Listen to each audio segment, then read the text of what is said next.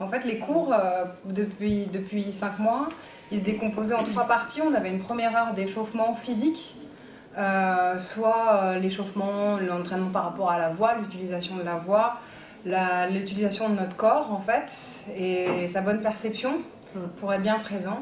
Et puis ensuite, on a une deuxième heure où il y a des débats sur des thèmes. Donc là, les thèmes, en fin de compte, ils se déclinaient sur effectivement la femme, la place de la femme dans la famille, l'éducation, la violence, mais ça pouvait être plein de choses. Et on nous posait des questions, type par exemple, qu'est-ce que...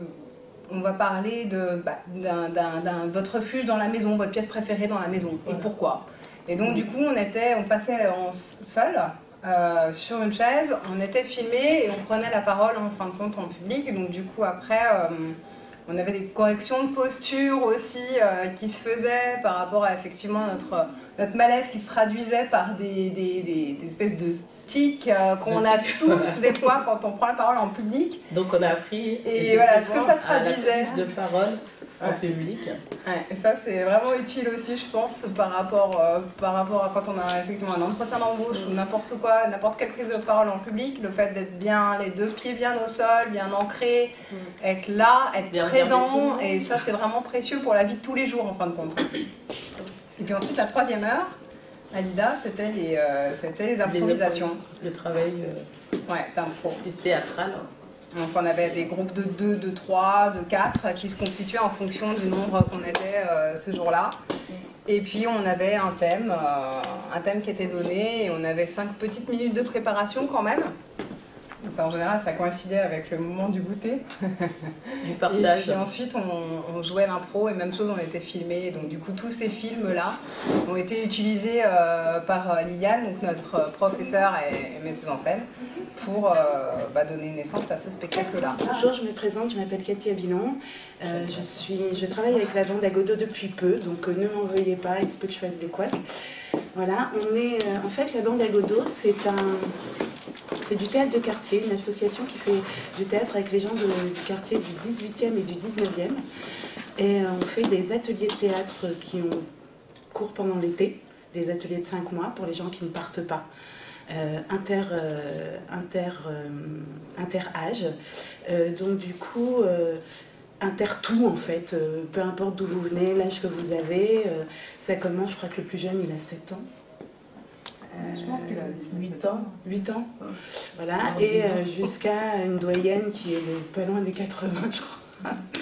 Il n'y a pas d'audition non plus pour intégrer la troupe. Voilà, pas d'audition pour intégrer la troupe, juste une envie. Alors ça, c'est les ateliers de l'été qui sont gratuits, qui permettent aux personnes qui ne partent pas en vacances de faire une activité sympa. Et à la clé, évidemment, il y a des représentations à faire. Le principe... Et puis il y a aussi des ateliers à l'année pour les adultes et pour les enfants. Mais le principe de la bande à Godot, en fait, c'est assez particulier. En fait, on étudie des pièces, modernes ou pas, sur une thématique. Et aussi, on fait on raconte des histoires de vie ou pas, des coups de gueule, des coups de cœur, toujours à propos d'une thématique. Et ces moments sont filmés. Donc on les a petites à ce moment-là, on a des petits seins, des petits trucs, bref.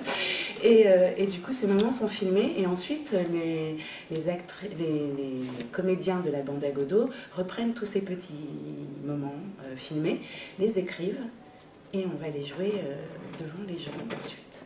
Donc en fait on est des comédiens, on est aussi des auteurs et des interprètes. Ce qui est très sympa. Par contre, on n'interprète jamais les textes dont on est les auteurs, tout simplement. Est-ce que j'ai oublié quelque chose? On peut aussi partir en vacances avant ou après le stage. Hein. Oui, il y a des possibilités. En fait, on fait comme on peut, comme on veut. Voilà, il y a toujours un noyau dur qui tient. Et puis, il y a ceux qui veulent participer, qui arrivent, qui n'y arrivent pas, ça dépend. Il y a des séances chaque semaine, en fait, régulièrement? Oui, tout à fait, c'est complètement régulier. En fait, la bande à Godot est au sein du 104 depuis que ça fait 6 ans, elle existe depuis 2011.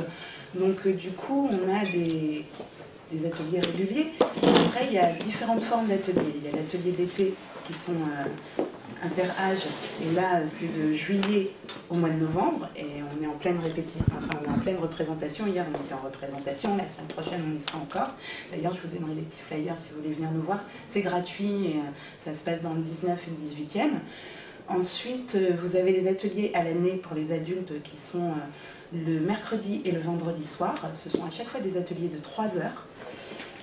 Et il y a aussi les ateliers pour les 12 ans, et à partir de 12 ans, les jeunes, qui est le samedi après-midi et qui ouvre en général fin novembre, début décembre.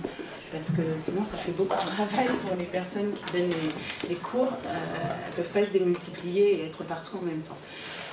Il y a aussi autre chose, la bande à Godot fait son cinéma, donc pendant l'été, pendant 2 mois, les jeunes de 12 à 18 ans peuvent faire un atelier de cinéma. Donc en fait, ils vont devoir écrire un scénar, le réaliser, le filmer, et ensuite c'est présenté à la fin des 2 mois dans des endroits comme le Cité Ciné du 19e ou le 104, ce genre de choses. La plupart du temps, les cours ont lieu au 104, mais aussi dans d'autres endroits du 18e et du 19e, comme le Centre Barbara dans le 18e, la CAF, dans le Béliard, CAF Béliard, et aussi le Léon, là où on était hier, la Cité Léon. À Marcadet. À Marcadet, voilà. Donc, et ça permet de visiter un peu les différents quartiers et de voir aussi la population, parce que selon les endroits, souvent on n'a pas les mêmes participants aux ateliers. Donc voilà, j'ai fait la présentation. Oui. On est prêt. Donc, en fait, ce que je vais vous inviter à faire, c'est l'atelier. On va faire l'atelier du pêcheur, et ensuite on fera l'atelier des interviews mutuelles. Et ensuite, parce qu'il y a toujours une suite, on vous expliquera un petit peu comment on a vécu l'expérience. Je poserai des questions aux comédiens. Et ensuite, vous pourrez poser vos questions. Ça vous va? Ouais. Alors, je vais vous demander de pousser vos chaises au loin, de se faire un peu de décalage. Donc voilà, en fait, le principe de cet atelier, de cet exercice de théâtre, c'est pour travailler l'écoute et la coordination. Comme vous avez pu le voir, il y a des scénettes qui sont de l'improvisation que vous avez pu voir dans les salles. Et en fait, pour que ça fonctionne, il faut écouter ce que racontent les autres acteurs avant de sortir sa propre réplique. Voilà. Donc, pour arriver à cette écoute, on a un exercice qui s'appelle le pêcheur. Le principe du pêcheur, c'est qu'on est tous des pêcheurs. Au milieu, nous avons un filet dans lequel il y a énormément de poissons. Et il faut les sortir de l'eau. Si on n'est pas synchronisé et si on ne s'écoute pas, ça ne peut pas fonctionner. Normal, il y a quelqu'un qui va tirer, l'autre qui ne tirera pas, et les poissons vont se barrer. Okay, donc, c'est pas le principe. Voilà, donc on est bien planté sur nos jambes, tranquillement. Vous choisissez votre jambe d'appui, chacun la sienne, et vous en mettez une devant. Voilà, très bien.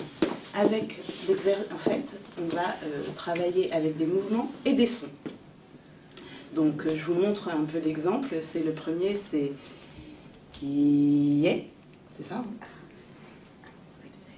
Hey, ah, hey, yeah, ah. Non, pardon.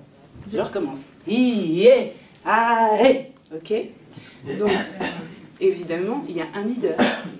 Il y a un leader qui lance les sons, la rythmique. Il choisit la rythmique, donc la vitesse. Et tous les autres doivent le suivre. Évidemment, il va garder la main quelque temps, mais bon, à un moment, il est fatigué et il passe la main à quelqu'un d'autre. Comme nous ne connaissons pas nos prénoms, on va jouer avec le regard.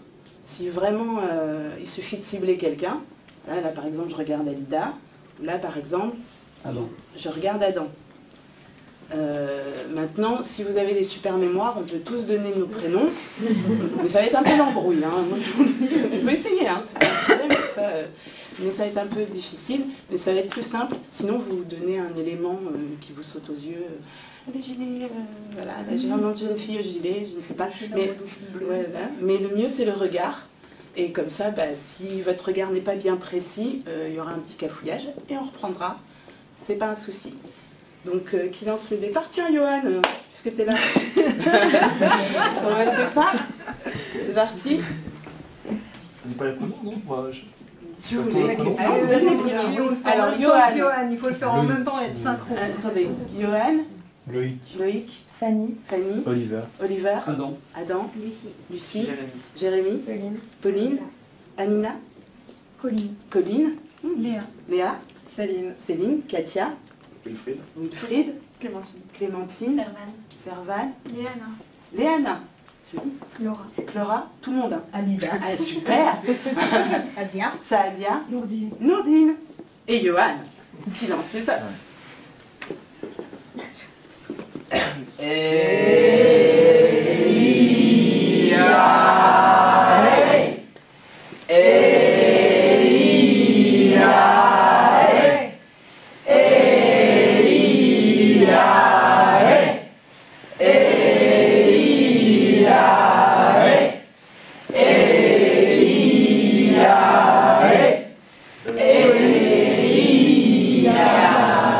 Voilà, ce que je disais. On n'a pas entendu. que c'était Noureddine. Non, j'ai dit Colline en fait. Colline, Colline.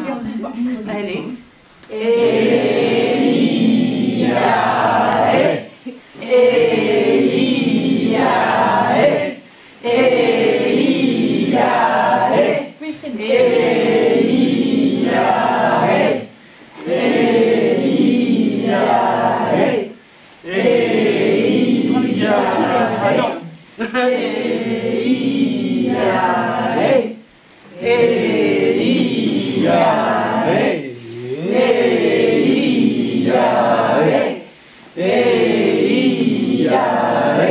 Pull jaune.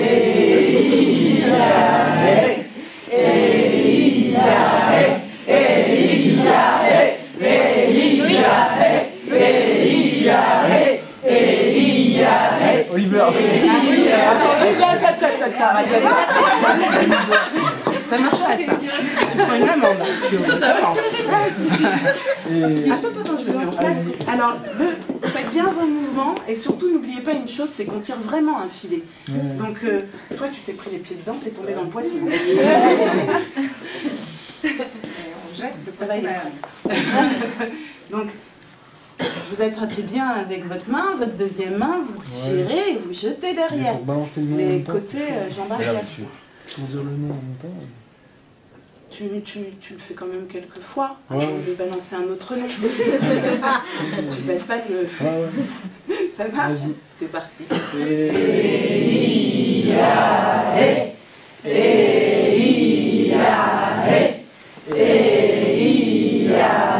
Oliver.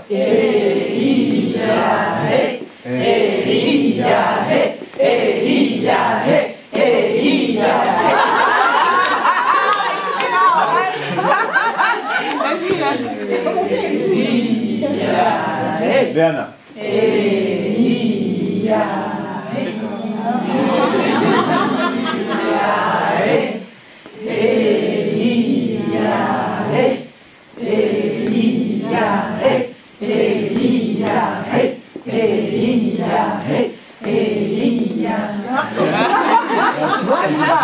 C'est peut-être parce qu'on t'entend pas. On la regarde. On la regarde pas. Ouais. Et C'est pas grave.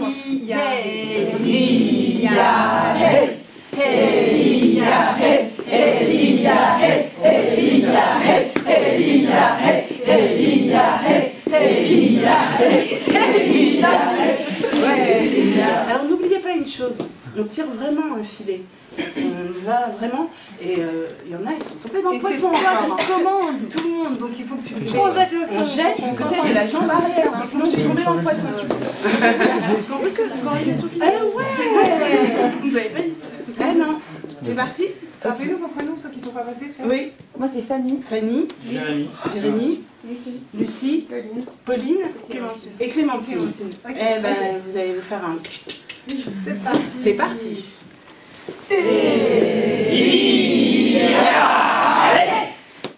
Parfois, on n'entendait pas le leader. Parce qu'il doit être dans le rythme, dans le son et dans le geste. Donc, mais par contre, on s'est bien écouté. Moi, je trouve que franchement, on a plutôt bien fait l'exercice. Vous avez fait votre séance de sport pour la journée. Bravo, félicitations. Donc, on va faire le deuxième petit exercice. Donc là, vous allez vous mettre par groupe de...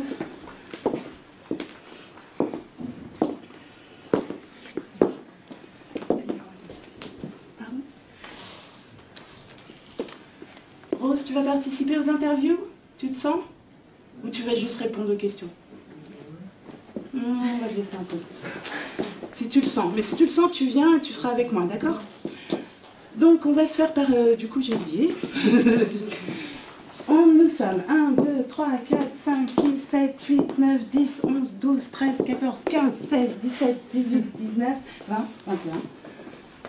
22, 23. Un truc dans le genre. Ok, nous allons faire des petits groupes de 4. 16. Ouais, c'est bon, ça tient.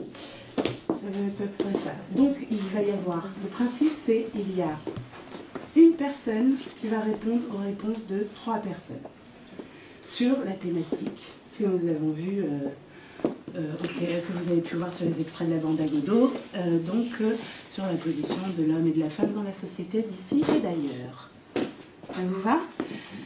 Vous allez répondre, vous raconter comment ça se passe. Donc vous allez répondre aux questions que les autres vont vous poser et vous allez retenir l'essence de l'interview. Donc c'est en gros, comment dire, vous allez, par exemple, je ne sais pas, poser la question, par exemple, comment ça se passe dans ta famille pour les femmes. Tu vas répondre ou pas, tu fais comme tu veux. Et puis on va retenir cette information importante, qui sera l'essence, par exemple, je ne sais pas, moi, tu dis, dis-moi, comment ça se passe pour toi, les femmes dans ta famille? Très bien. Ok, super, développe. Quelle est la position de la femme? Est-ce que c'est une femme qui a une partie égale ou pas? Après, vous verrez ça en petit groupe. Rien n'est noté, je vous rassure. C'est juste pour après faire un petit compte-rendu de ce que votre groupe a eu comme information sur, par exemple, dans tel endroit du monde, les femmes, elles sont plutôt comme ça, ou les hommes sont plutôt comme ci, ainsi de suite. Et puis, on voit quels sont tous les points communs qu'on a pu regrouper dans les groupes. Ok? Ça vous va?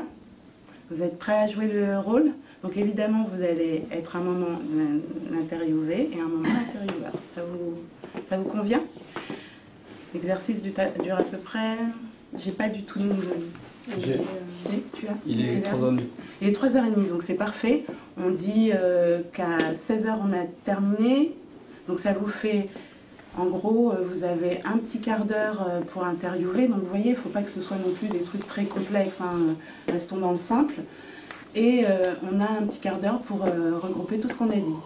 Ça vous convient? Et ensuite, on aura une demi-heure pour vous expliquer comment nous, on a vécu l'aventure de la bande à Godot et les questions, et répondre à vos questions. C'est parti, vous choisissez vos... Et juste, c'est nous qui choisissons les questions? Il n'y a pas Oui, un thème? non, Le thème, oui, il y a un thème, mais c'est vous qui choisissez les questions. Essayez de vous baser un petit peu, essayez de vous baser sur ce que vous avez vu, sur ce qu'on vous a montré. Et puis, voilà. Oui, c'est bien ce que tu... Genre, la question, est-ce que tu vas à la piscine le samedi? Non. Mais en même temps, c'est tant mieux si tu y vas. Eh bien, je vous invite... Vous voulez que je vous aide à faire les groupes? Parce que je peux les faire. C'est mieux, ok. 1, 2, 3. Non, je triche. 4. Premier groupe. 1, 2, 3, 4. Oui, continue. Ah non, je ressens juste le cercle. Ah d'accord, ok. Allez, c'est parti. Une feuille, non? Vous avez 1. Ouais. 2. Ouais. 3. Ouais. On en doute. 4. Ok, t'es tombé 2 fois sur le même. Donc, du coup, et puis, ouais, entre deux. Donc en plus, on va faire toi. C'est par là, je crois. Voilà. Et il y avait une autre personne. Non, mais je t'ai pas pris, ouais, parce qu'il y a déjà. Voilà. Et Alida. Voilà. Et ben c'est parti. De quoi? Non, il n'y a pas de souci. Ah non, vous êtes deux, non, pas deux de la bande à Godot dans le même groupe, c'est fait exprès, c'est pour ça que je fais exprès. C'est parti. Ok, c'est parti. Hop là. Voilà, très bien. Qui se connaît en gouvernement? Parce qu'ils ont plus de congés par rapport aux Français, je veux dire. Hein. Plus de congés, surtout à la naissance de nouvel enfant. Ils ont des congés paternité qui est plus reconnu, et puis surtout l'œil de l'extérieur, enfin, ils sont mieux vus qu'un père au foyer, par exemple, est mieux vu, apparemment, c'est pas mon avis, qu'en France, quoi, que dans les autres pays européens, quoi, je veux dire. Et là, du coup, on a quoi comme question là? On a une question sur les tâches ménagères dans... Ouais, du coup, on est un peu parti sur la répartition des rôles. Ouais, la répartition des rôles. Des rôles de la vie quotidienne. À la maison, quoi. Moi, je vois par exemple, j'ai mes grands-parents, d'un côté ils sont en Palestine, de l'autre côté ils sont en Belgique. Mais je pense, dans ma famille c'est marrant parce que ça fait vraiment symbiotique, peut-être parce ça fait 50 ans qu'ils vivent ensemble.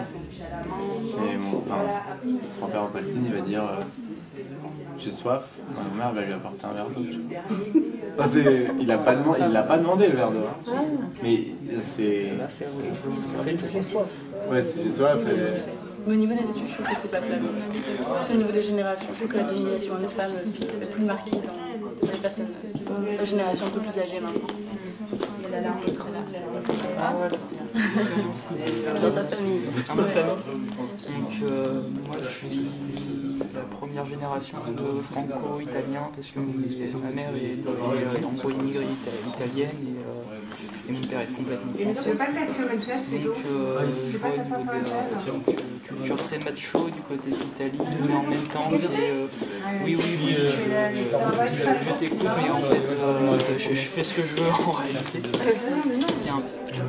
Pas eu de jalousie d'un ou de l'autre, ou de, tu vois, tu te sens à ta place, chacun à sa place en fait, dans notre famille par rapport à la poule. Ou moi en fait, tu sais pas où je suis, je suis à Bonny, je suis là, tu sais plus trop qui Ouais, d'autres questions, vous voulez changer Je trouve que ça Ah, sérieux? Ah ouais, déjà? Attends, tu veux y aller peut-être parce qu'on est en service.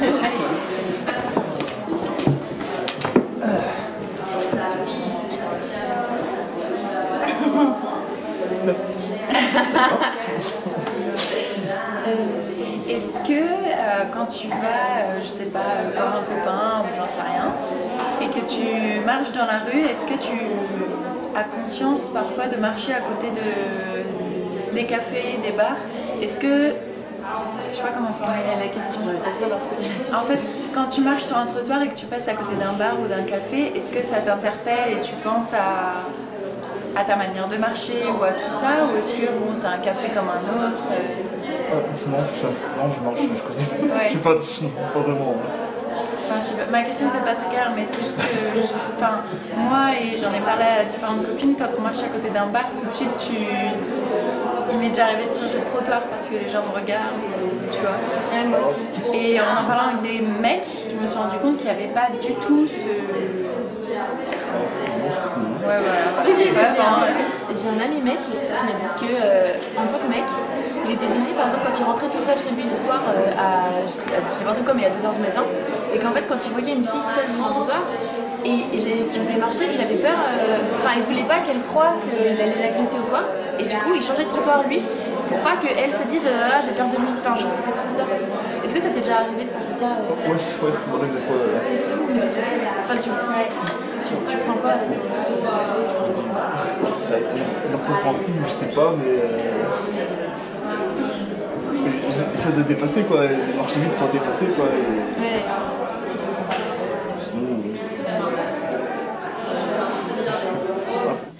Qui veut commencer? Allez, c'est parti, Elida. Comment ça s'est passé dans ton groupe? Alors on avait 3 questions qu'on a posées à chacun. Donc on a parlé principalement du rôle de la femme, donc dans les familles respectives, lors des voyages, bon j'en ai parlé, et à l'école. Donc ce qu'on a remarqué, c'est que l'homme parle plus fort que la femme. Donc à l'école il peut, lors des débats, ou on peut plus l'entendre parce qu'il parle plus fort. Donc c'est pas forcément une histoire de domination, mais plus physiologique. Hein. À la maison, où je vous laisse continuer si vous voulez. À la maison, en fait, on dit ça quand même qu'il y a une sorte d'évolution, puisque traditionnellement, même dans les générations de nos grands-parents, c'est encore les hommes qui dominent tout. Enfin, c'est les mamies qui doivent faire toutes les tâches ménagères et ça n'a jamais été remis en question. Et je crois que ça, on était tous les quatre d'accord dessus, c'est qu'il y a quand même une certaine évolution. Maintenant, on remarque que notre génération, évidemment, on remet un peu plus ça en cause et on est en train d'instaurer peu à peu des habitudes différentes, mais très naturellement. Bien. Voilà. Pour les voyages, je sais pas. Tu veux parler? Tu veux pas parler? Et à l'école. En même temps, je comprends pourquoi les hommes ils parlent plus fort, hein, c'est les femmes. Ou si elles ont des extinctions de voix. Il y a des caractères. En tout cas, à l'école, on disait que moi, je suis née dans les années 80. Et c'est vrai que moi, quand j'étais à l'école, au niveau de l'orientation, on orientait plus les hommes vers des métiers, des filières scientifiques, des métiers d'ingénieur, et les femmes allaient plus vers des filières scientifiques, littéraires, pardon, littéraires. Et on avait l'impression qu'il y avait peut-être moins... Ça commence un peu plus à changer, à se rééquilibrer, on va dire. Ouais, c'est vrai. En même temps, c'est vrai qu'on voit plus de femmes camionneurs, de femmes électriciens, de femmes ingénieurs. Conducteurs de bus. Conducteurs de bus, ingénieurs en réseau, en informatique, parce que pareil, hein, pendant très longtemps c'était tenu que par des hommes, et puis maintenant elles arrivent. Enfin, elles sont là depuis quelques années, quand même, heureusement. Super, c'est très sympa. Deuxième groupe qui prend la parole. De toute façon, vous pouvez tous les quatre prendre la parole. Hein. Du coup, nous on a comparé la place de la femme dans les tâches ménagères, par exemple, mais pas que, enfin, voilà, grosso modo. Du coup, on a comparé nos familles respectives et du coup, on a vu d'énormes différences de place dues, je pense, à l'éducation, à la religion, de ces facteurs-là. Du coup, voilà. En gros, qu'il n'y avait qu'un seul garçon dans votre groupe. Il y avait non, aussi. Oui, non, mais lui, il compte pas. Hein. Bien sûr, il compte. Non, mais c'est parce qu'il y a sa maman. Il a bien parlé. Non, mais justement, les garçons, qu'est-ce que vous en pensez de ce qui a été dit? Pour vous, ça se passe comment? Je ne sais pas si c'était en couple. Non, mais quand j'ai été pendant longtemps. Enfin, je sais pas, j'imagine. C'est con ce que je dis. T'as rigolé, vous avez raison. C'est complètement absurde. Peut-être que tu es encore chez tes parents, peut-être que tu es chez une copine qui fait le ménage pour toi, j'en sais rien, une bonne âme. Mais comment ça se passe pour toi? En gros, je vis encore chez mes parents. Et ce que je leur expliquais, c'est que les tâches ménagères ou les choses à faire sont totalement également réparties. Et c'est celui qui a envie de le faire qui le fait. Et puis il n'y a pas d'obligation. Si la vaisselle n'est pas faite en soir, on le fait le lendemain. Et puis mon père est handicapé moteur. Donc ma mère, elle fait effectivement plus le ménage. Mais il n'y a pas de souci avec ça. Mon père fait plus la cuisine. Du coup, tout le monde se complète. Hein. Ouais, voilà, nickel. C'est super. Va chez toi. Je peux venir. Pas de souci. Nordine, qu'en pensez toi? J'aime bien ton absence là, c'est très révélateur. C'est à peu près correct. Il valide. J'entends pas. C'est à peu près correct. Mais qu'est-ce qui est à peu près correct? L'état de la maison? Non, mais ce qu'il nous disait, c'était par rapport à sa maman. Oui. Du coup, vu que moi je suis algérienne, marocaine, je voulais savoir. Algérienne, marocaine. Il était marocain, moi algérienne, comparé, etc. Puis il me disait que non, sa maman était totalement libre par rapport aux tâches ménagères, etc. Du coup, mais qu'il a vu aussi autour de lui au Maroc, des choses comme ça, où c'était pas du tout ça, quoi. Vraiment, c'est des petites exceptions qu'il y avait. D'accord. Des femmes comme ça. Donc tu fais le ménage aussi? Des fois la vaisselle. Ouais, t'as des petites tâches quand même.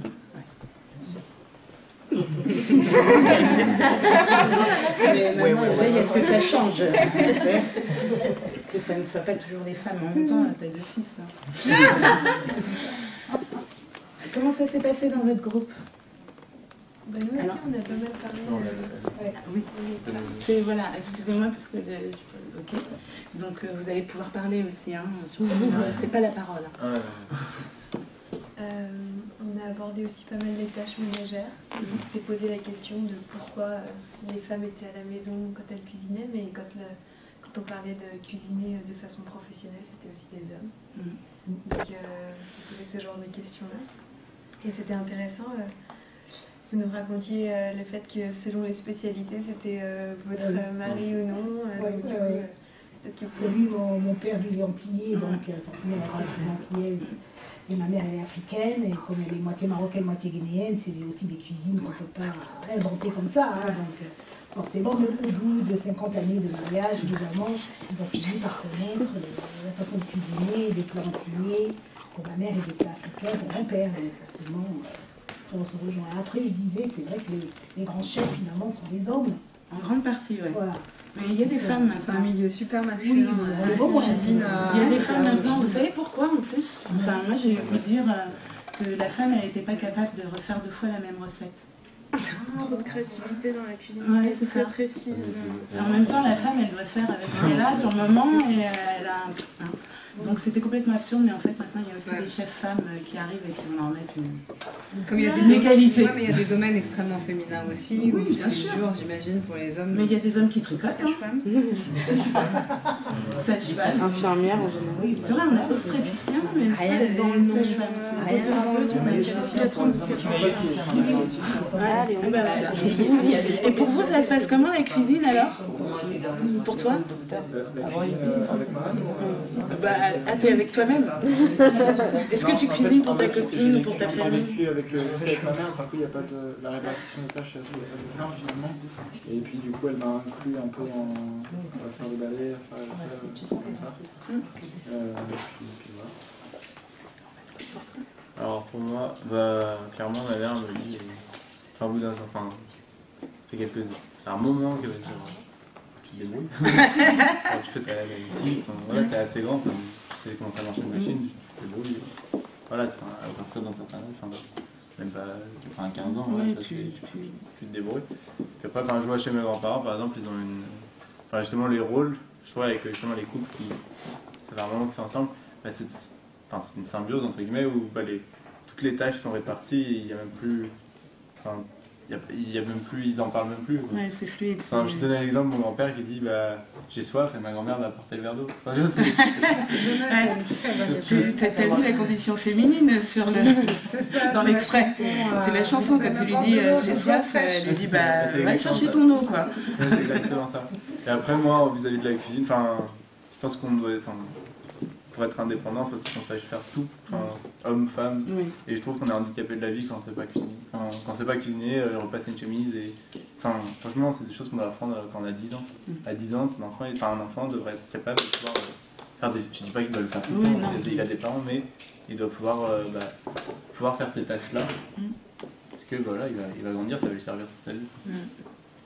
Mais on a parlé aussi, par exemple, qu'il n'y a pas beaucoup de femmes dans la... Plus on monte dans la hiérarchie des grandes entreprises, il y a de moins en moins de femmes en fait. Les postes de pouvoir. Au niveau salarial aussi, qui sont moins payés que les hommes. Et tout ça, ça va changer, c'est en train de changer.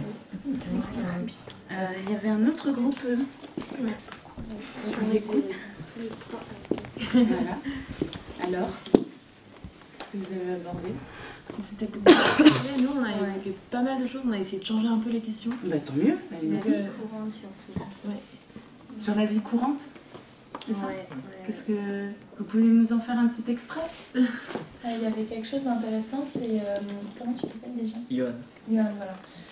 Yohan nous disait que, j'ai oublié son nom. Fanny. Fanny, en fait, a demandé à Yohan si lui aussi, comme certains de tes amis garçons, en fait, Fanny, elle a des amis garçons qui, parfois, quand ils rentrent chez eux le soir tard et que, par exemple, il y a une fille, ils ont peur que cette fille se sente agressée ou quoi, donc ils préfèrent changer de trottoir ou voilà, ils veulent pas que cette fille projette des peurs sur eux alors qu'eux ils vont rien faire ou quoi, donc du coup ils préfèrent changer de trottoir. Et Yohan nous disait qu'il fait la même chose ou alors il accélère pour tracer sa route quoi, et que la fille comprenne assez rapidement qu'il va rien se passer. Et on s'est dit que c'était quand même dingue d'en arriver à ce genre de situation. Et en même temps, ce qui est positif, c'est que Johan, comme tes potes, ou comme sûrement plein d'autres, peut-être parmi vous, dans les garçons, c'est quand même dingue ce genre de situation. Et en même temps, ce qui est positif, c'est qu'ils arrivent à comprendre quel genre de peurs peuvent être projetées sur eux. Donc il y a quand même un début de compréhension mutuelle. C'est super intéressant ce que vous avez ce que vous avez choisi comme sujet. Qu'est-ce que vous en pensez, vous tous, garçons comme filles, de savoir qu'un garçon peut changer de trottoir pour pas vous faire peur? Je ne savais même pas que c'était possible. J'avais jamais entendu ça de toute ma vie. Non, mais moi aussi, pourquoi les mecs changent de trottoir? C'est pas parce que tu leur fais peur. Pour moi, c'est pas normal, c'est qu'il y a une psychose. Ouais, exactement. C'est pas normal, enfin, je juge pas, mais c'est... Comme tu le disais au départ, c'est dingue d'en arriver là. Moi, je trouve ça aussi assez étonnant parce que je me dis que ça alimente une peur qui est générée. Alors, il y a des peurs évidemment, mais on ne se fait pas égorger à tous les coins de rue. Quoi. Ça dénote que les violences sexuelles sont quand même relativement présentes et que voilà. Même en soi, en dehors des violences sexuelles, je pense que juste se faire aborder dans la rue. Ça peut être verbal, hein. Oui, non, mais et te faire suivre pendant 4000 ans. Par contre, oui, moi ça m'arrive souvent de rentrer tard ça m'arrive pas souvent de rentrer tard, mais ça m'arrive souvent en fait quand je rentre tard le soir et que je marche pour aller ou quand je suis dans la rue tard le soir, s'il y a quelqu'un derrière moi, je vais me retourner. Parce que moi je me retourne. Si c'est une femme, je continue ma route. Si c'est un homme, tu vas le garder à l'œil. Voilà. Je vais pas dire que j'ai peur, mais je vais essayer de marcher plus vite ou marcher moins vite pour que la personne passe. Mais après, il faut aussi relativiser. Je pense que même dans la vie de tous les jours, même quand c'est pas forcément tard le soir, c'est très très rare qu'il y ait deux personnes qui marchent pile à la même. Non, mais derrière. Ouais, non, mais ce que je veux dire, je suis totalement d'accord avec toi. T'as des contextes, ouais. Mais même deux personnes, même deux filles, ou quand c'est pas un contexte qui peut faire un peu plus flipper, c'est vrai qu'on va toujours être gêné quand on marche à la même vitesse que quelqu'un parce que. Tu dis, c'est bizarre, je suis quand même à côté de cette personne depuis super longtemps, du coup tu vas accélérer pour créer un écart. Enfin, même sans se prendre en compte le contexte fille-garçon, tout ça quoi. En fait, on a vraiment des distances de sécurité. Non, mais on a moi, avec les hommes, quand il est envahi, on se sent agressé. Ouais. C'est comme ça. Mais après, dans la rue, quand on marche, il y a les distances, il y a ça. Après, effectivement, il y a le contexte, c'était tard dans la nuit. Voilà, tu traverses la place, la rotonde, la Jean Jaurès, tard dans la nuit.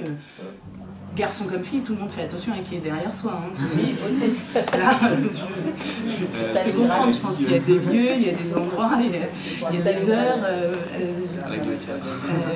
À Stalingrad, pour ceux qui ne connaissent pas, là, c'est assez particulier. Mais effectivement, je comprends. Mais c'est très intéressant et ça ouvre un débat. Franchement, je pense que je vais la balancer quelque part, cette question. J'avais j'avais un pote mec qui m'avait dit, et vraiment, ça m'avait. Enfin, j'avais pris conscience, j'avais dit, ah ouais, de votre côté aussi, il se passe quelque chose, quoi. Ouais, c'est ça. De votre côté aussi, il se passe quelque chose. On avait un dernier groupe. En fait, c'est un peu de ma faute aussi, mais avant de commencer, j'ai posé la question sur la signification du collier.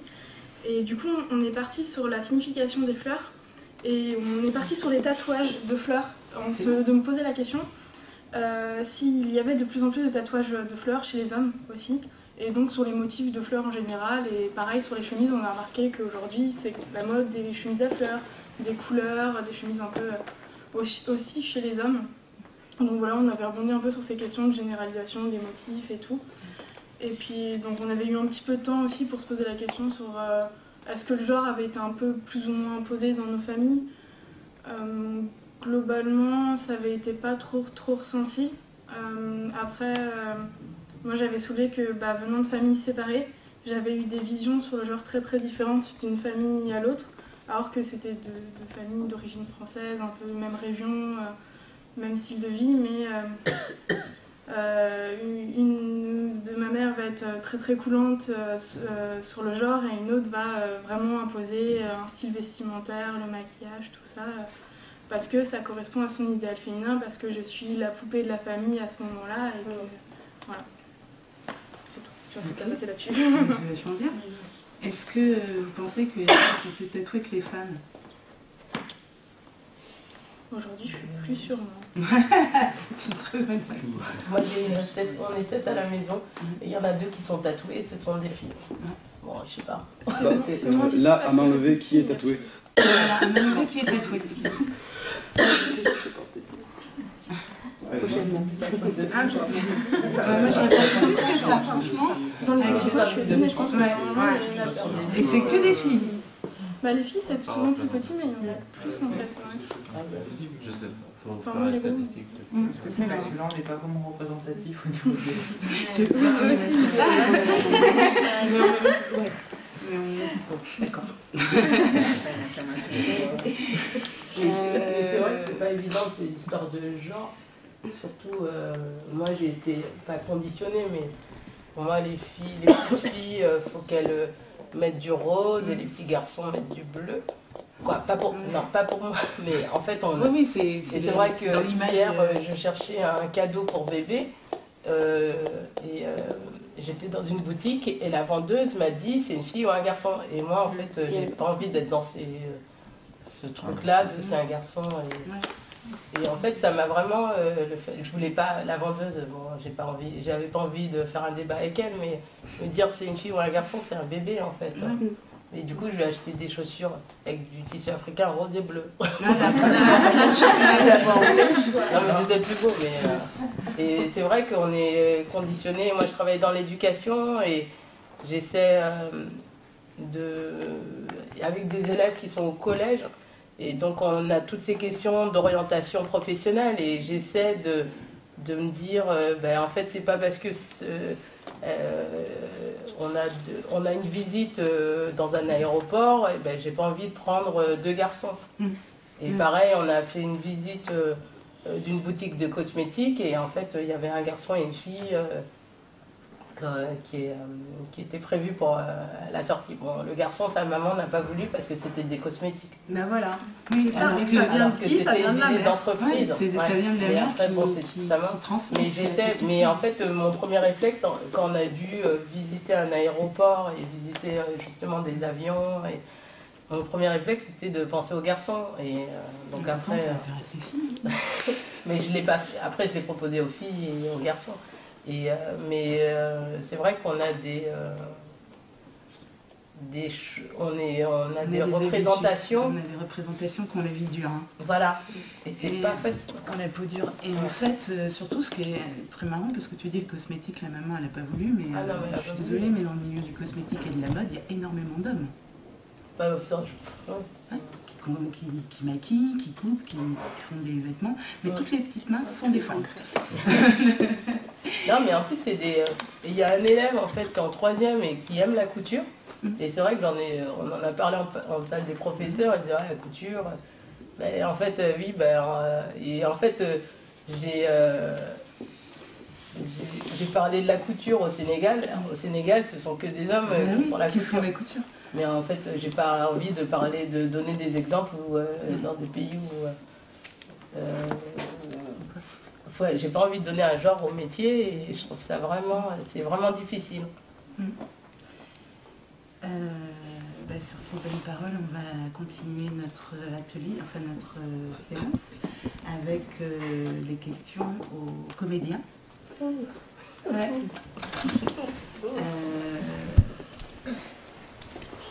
Qu'est-ce que vous avez préféré dans les ateliers de la bande à Godot? Les comédiens. Ah oui. Ah oui. On a les étudiants et les comédiens. Alors moi, ce que j'ai préféré. Ouais.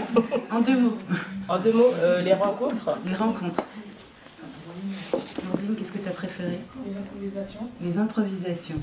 Ça aide. Moi aussi, les improvisations. Les improvisations. Johan? Moi, la rencontre aussi, c'est sympa. Céline? Moi, c'était les échauffements physiques, la prise de parole, tout ce qui est tout l'aspect cognitif de la chose. Ça m'a bien plu. Rosémée, qu'est-ce qui t'a plu dans les... Qu'est-ce qui t'a le plus plu? Qu'est-ce qui t'a le plus plu dans la... l'éducation, tout quoi. Tout. Après, à un moment donné, bon, on en a marre parce que bon, au début, je pigeais beaucoup plus vite. Bon, je me disais, bon, j'ai pris une année en plus. Et ça m'agaçait pour apprendre. Et quand j'ai vu Marie-France, celle qui a 89 ans, elle fait très bien son théâtre, elle a tous les récits dans la tête. Elle dit, ben, pourquoi pas moi? Et puis c'est en fait comme ça. Et puis voilà. Super, merci. Des témoignages. Des témoignages. Okay. Qu'est-ce qui vous a été le plus difficile? Les témoignages. Bien vu là. Johan, qu'est-ce qui a été le plus difficile? Je vais pas faire de l'humour, mais j'ai presque envie, tu vois. Quelques échauffements. Alors, ce qu'on a fait là, le filet de pêche. Le pêcheur? Ouais, le pêcheur. Ça te casse le dos? Ouais. Surtout quand t'es beaucoup comme aujourd'hui. Ça dure longtemps, hein. Ouais. Pourtant, on l'a fait à plus nombreux que ça encore. Le mercredi soir. Ah, franchement. T'as bien? Oui, bon, les témoignages étaient assez difficiles de se livrer, puisque bon, on n'a pas tellement l'habitude de parler de soi, de parler de sa famille, de parler des fléaux sociaux aussi. Mais autrement, le plus difficile, oui, c'était les improvisations, parce que du coup, il faut, bon, même si c'est vrai que là, nous donnait un thème quand même, mais il faut savoir créer son dialogue, se positionner dans la scène, et puis savoir quoi dire, quoi, savoir, et puis alors trouver une fin. C'était surtout le gros problème de trouver une fin au sketch, pour l'improvisation. Moi, les échauffements, parce qu'il y avait des échauffements que je ne connaissais pas. Par exemple, un échauffement, faut trouver, tu sais, le point là qui fait mal. Voilà, ça. Il y a la rate, le foie et c'est quoi le troisième? Le rein, je crois. Le rein, ouais. Ah ouais, on peut vous montrer ça si vous voulez. Puisqu'on est en tailleur. Vous mettez, à partir de l'os de votre cheville, vous mettez vos 4 doigts. À la hauteur, juste à la limite du tibia, là, vous avez un point. Normalement, si vous appuyez, ça fait mal. Appuyez avec le pouce, par contre. Des fois, il est un petit peu au-dessus, un petit peu... 4 doigts, c'est ça? Oui, oui, 4 doigts. 4 doigts, là. Vous posez juste au-dessus de l'os de la cheville. 4 doigts. Et là, quand vous appuyez un endroit, normalement, ça fait mal. C'est juste à la jonction de l'os et de la partie... oui, voilà. On en a un de chaque côté. Et bien, il faut le masser de temps en temps. Massez-le le plus fréquemment que vous pouvez. Parce que ça... En fait, c'est le point de jonction, c'est un méridien pour les reins, le foie. Et ça fait... En fait, ça fait mal. Non, mais je vais bien trouver. Ah bon? Oui, c'est ça. Oui, faut que tu laisses bien. On sent qu'il y a une différence. Il y en a où ça fait pas trop mal, il y en a où ça fait pas trop mal. C'est pour le foie ou la rate? C'est les trois. Ah, c'est pour les trois, d'accord. Et après, en général, j'ai pris une arrière. T'as vraiment, regarde, c'est ta main, ça fait ta cheville. Oui, c'est un peu comme si tu faisais un insister. Ça fait un peu mal. Bon, ben voilà, c'est ce point-là qu'il faut masser. On en a un de chaque côté. Merci Marjorie pour ce petit rappel. Et Alida, on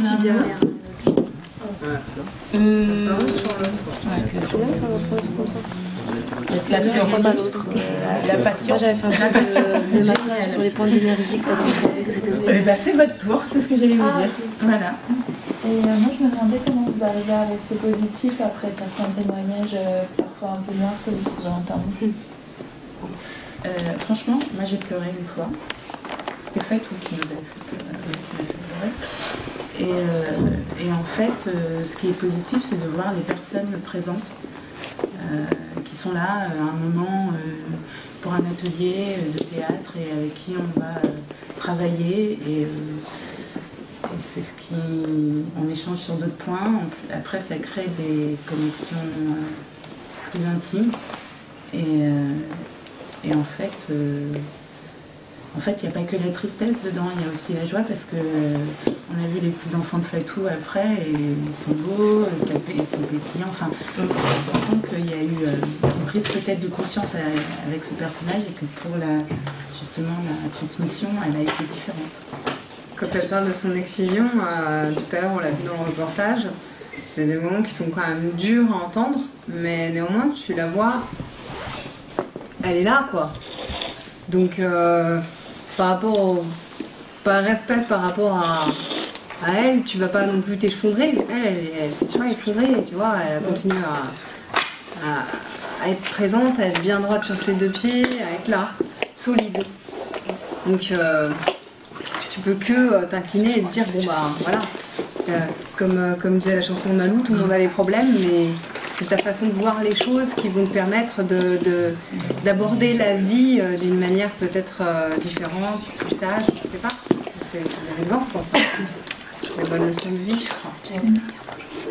Oui, et en fait, il y a beaucoup de témoignages de personnes en fait qui ont vécu des choses, mais elles ont vécu ces choses et c'est un peu du passé pour elles. Donc si tu veux, nous, c'était des personnes en fait qui étaient là, comme le dit Céline, et qui avaient surmonté en fait toutes ces choses. Donc c'est ce qui nous aide, quoi. Moi c'est ce qui m'aidait finalement à ne pas m'effondrer. Parce qu'il y a d'autres personnes qui ont été immigrées, sans papier, il y avait d'autres témoignages aussi difficiles. Et ces personnes, déjà à partir du moment où elles témoignent les choses, elles ont déjà fait tout un travail où ça va mieux, puisqu'elles le disent, elles en parlent, donc ça va mieux. Parce que de toute manière, que ce soit Fatou ou d'autres personnes qui sont d'origine africaine, elles n'en auraient pas parlé si c'était encore difficile pour elles. Parce qu'en fait, on parle que pour dire ce qui va bien. Donc si elles en ont parlé, c'est que déjà, ça allait déjà mieux.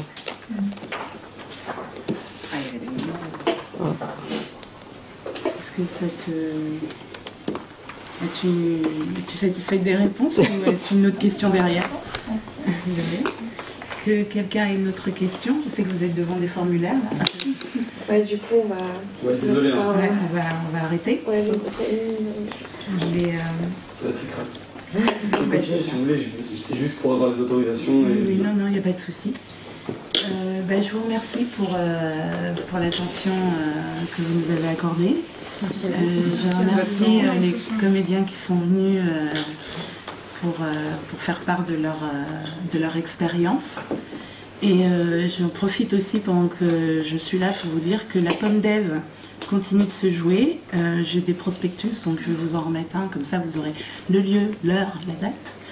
Deux spectacles le 2 décembre et un le 13 décembre. Voilà, c'est ça. On fait 2 représentations le 2 décembre. Un samedi, c'est un mercredi. Et le 13 décembre qui est un mercredi soir, qui sera dans les arrondissements du 18e et du 19e.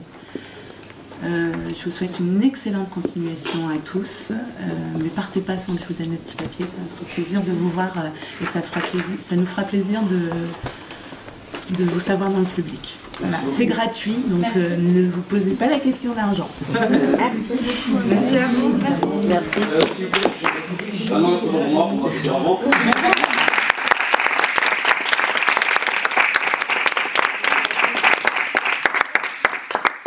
Petite chose, il faut que je fasse une feuille de marchement.